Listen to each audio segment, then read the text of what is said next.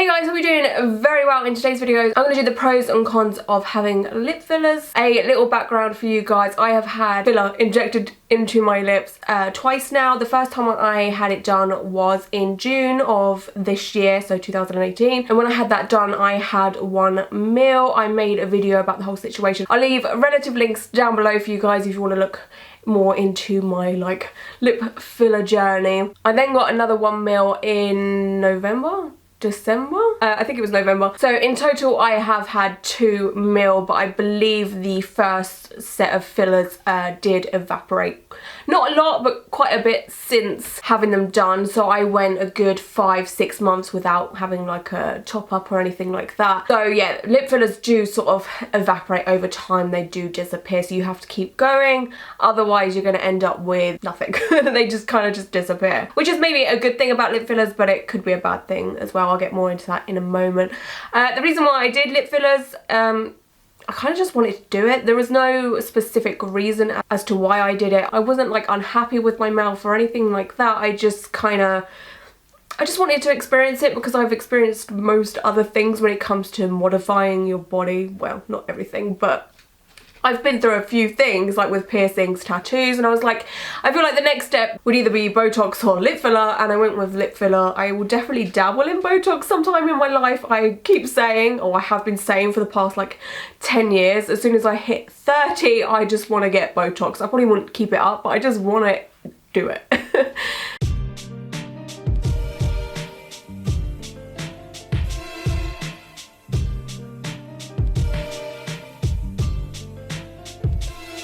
So yeah, I'm definitely not afraid or shy of cosmetic procedures, and I'm all for it. If you want to do it, I say go for it, as long as you are doing it for the right reasons. Yeah, don't feel like you have to do it or don't feel the pressure to do it. You know, I know there's this whole, I hate to say it, like a trend of people getting lip fillers, but you know, just do it because you want to do it. Don't feel like you have to do it, or don't feel like you have like pressure to do it from everyone doing it, if that makes any sense. I'm definitely going to keep on top of my lip fillers for as long as I can. Obviously it is a luxury kind of item, like it's not a necessity. It's one of those things where I get it because like I have a little bit of spare money left over and I don't have any tattoos booked or anything like that, so it's definitely on the bottom of my list of things that I buy or want to get. I obviously have to look after myself first, feed myself first, and it comes last. I would never, you know, put myself in debt, or I just wouldn't be not smart about getting lip fillers. You know, it is the last thing I get.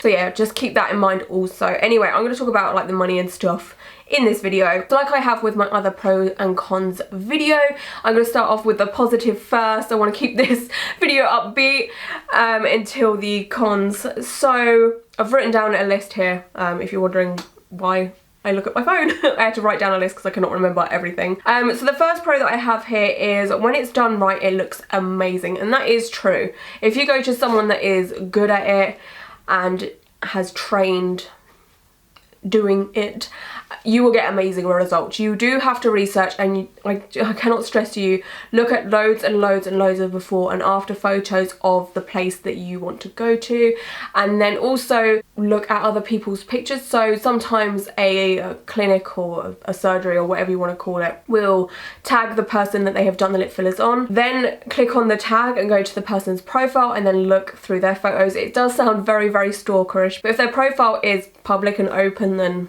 you know, what's the harm, honestly? So look at their photos, because you never know if this place could be face tuning. You never know. Go in with the mind of not trusting anything or anyone until you have seen enough results to prove that the place that you want to go to is a good place to go to. But yeah, when you find a perfect place that does amazing, you know, cosmetic procedures, it's like, hallelujah, I found a good place. You know, because you do see some botched ones where people's lips are really uneven or they're completely ducky. It depends what look you're going for. Some people do like that really unnatural ducky mouth situation. I actually kind of like it as well. It's not the look I want to achieve anytime soon. I feel like I could easily go for another 1 mil like right this second, and then I would be done, and I wouldn't probably have to have any injections for a good 6 months, maybe even a year, depending on how long that would last. But it depends what the look you're going for also. So if you're going for a more natural look, make sure you look for a clinic or whatever you want to call it that does the look you're desiring. If you go to somewhere that is known for doing big elaborate like lip fillers and then you go in there wanting something natural, you may not get that look. So make sure you find somewhere that has what you're looking for. It can be done right. The days of having a trout pout or whatever they used to call it in the 90s and early 2000s are gone for the most part. There's obviously still dodgy people out there, but just do your research and you will get the results you're after. So for me, lip fillers have made my life easier when it comes to putting on lipstick. I have always struggled putting on lipstick evenly. I probably still don't look the most even, but it has made my life so much easier because the filler defines the outer regions of your mouth. So you have like this little ridge. You can't see it, but you can feel it when you're putting on lipstick. You can feel where your lips end and where your skin starts, if that makes any sense. So you can easily draw your lipstick on, or your liquid lipstick, lip gloss, lip liner, whatever your poison is. But it really has made my life a lot easier, and I've definitely noticed from when I first got lip fillers, I noticed that my life was a lot easier, and then as time had progressed, as the fillers were shrinking, life was getting a little bit harder for me. And now that I have another 1 mil in my mouth, I'm like, oh yeah, okay, this is great. I forgot about this pro of lip fillers, so that's definitely a pro that I've noticed for myself. Lip fillers are, for the most part, very, very easy to heal compared to getting a tattoo or a piercing. You don't really need to babysit your lip fillers. What you can do is put ice on your lips when you first get them, because that can really help with the swelling and any pain that you may have. You can also take a like paracetamol, ibuprofen, or whatever you like to take when you're having a bit of pain. That can really help also. But yeah, you don't have any like scabbing or infectedness. I don't know if lip fillers can get infected. They probably can, to be honest, but for the most part, they are very easy to heal. Your doctor, practitioner, whoever is doing your lip fillers will obviously tell you what you need to do in the first 12 hours, 24 hours, 48 hours, what you can and cannot do. Lip fillers can also help with dry lip. I have notoriously dry mouth, and I think it's due to the fact that I don't drink enough water. I do try, but sometimes your girl just goes on a Pepsi Max binge, you know, and I just can't stop drinking Pepsi Max, and I'm not getting enough water, and that makes my mouth dry. But lip fillers are made out of hyaluronic acid, I believe, and that is really good for retaining moisture in wherever you put it. So you'll notice there is a lot of like skincare treatments that have hyaluronic acid, and that really puts moisture into your skin and it stops dry skin. It's the same for lip fillers, and it is definitely improved. I'm going to talk about this dry skin situation in the cons as well, but just hold on. There is a bit of a downside for me. For me, having lip fillers, I feel a bit more like confident in myself when I'm not wearing makeup. I'm always one to kind of not care about what I look like without makeup on and stuff, but I do feel a bit more better within myself now that my mouth is a bit bigger, and I just feel like I look a bit more put together. I can't really put my finger on it, to be honest, because I look exactly the same. It's just my mouth's just a bit bigger, but I feel like my face looks a bit more like defined in some way without makeup. I don't know, but yeah, it definitely helps my confidence a bit. I would be lying if I didn't say like I feel myself sometimes. Wait, what? You know what I'm saying? Like sometimes I look in the mirror and I just be like, oh wow, yeah, that's my mouth, yeah. Not like feel myself. You know what I mean? Like it does help. I would be lying if I said it didn't. Okay, and the last pro that I have here, I think I've actually got more cons than pros, but I am definitely for lip fillers, but I definitely want to give you guys as much information as I can. For me personally, I cannot feel the lip filler in my mouth at all, like nothing. Like it doesn't feel strange, it doesn't make my mouth feel any different or anything like that. It just feels like a little bit bigger. For the first sort of week or so, you kind of have to adjust to it. So the first time I got lip fillers, I didn't really notice much of a difference, because even though I had 1 mil and it did plump up my lips just a little bit, I feel like this time they have grown exceedingly compared to the first time. But yeah, I would say for this time, like drinking was a bit weird, like drinking out of like a Coke bottle or a Pepsi bottle or whatever, you know, those 500 ml things. Like trying to adjust my mouth to it, this looks so wrong.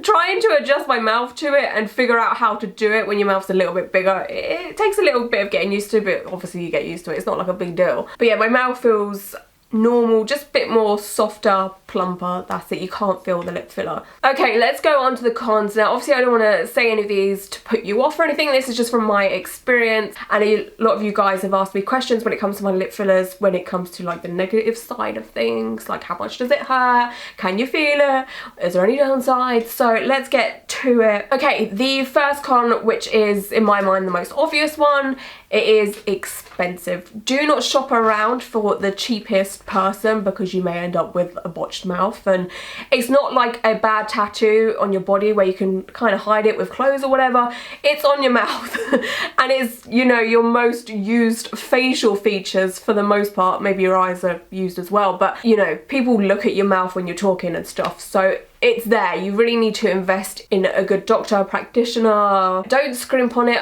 I know what it feels like to be desperate to do something and you're just like, I don't care, I'll just get the cheapest thing and then deal with it later. It's kind of just like, save a little bit more and get the results that you want, because it is on your face. But yeah, it can be expensive. So both times that I had lip fillers, the total was £180 for 1 mil, but the price normally is 225, 230 at the place I go to, but both times I've been lucky and they've had like a 25% off promotional thing, or they've had an event. So the second time they had like this Christmassy event or something where they had 25% off, so that's okay. They don't always do that, but if you go to somewhere that is continuously discounting stuff and having offers and stuff, it's a bit like dodgy, you know, or it depends where it is and stuff. Obviously look into it and what have you, but there's these places that you'll find on Groupon or Instagram or whatever, and they offer you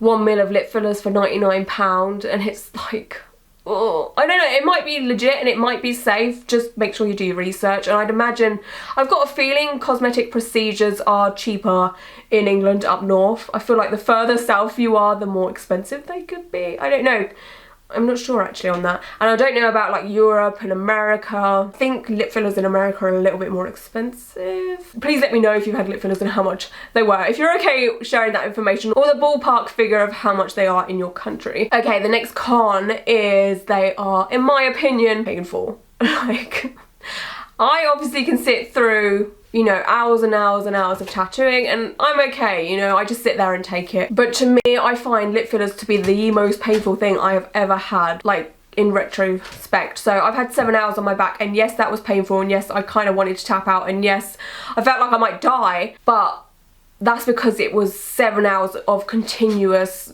scraping and scratching on my back. But when I weigh it out to how painful lip fillers are and how intense that feeling is, it's definitely painful in my opinion. So where I go to, they give me numbing cream and that helps. I daren't imagine what lip fillers feel like without numbing cream.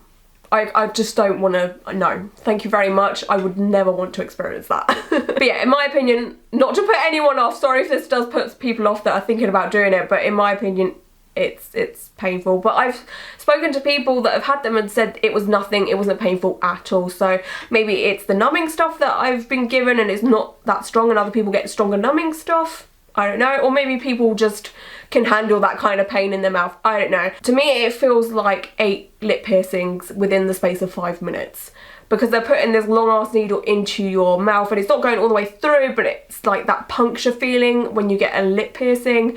Hopefully some of you guys can relate to that. But yeah, they put in like 8 injections, I think it is, or 6 around your mouth, and it literally feels like 8 or 6 lip piercings within 5 minutes. But it is over and done within 5 minutes, so I guess it's bearable in some way.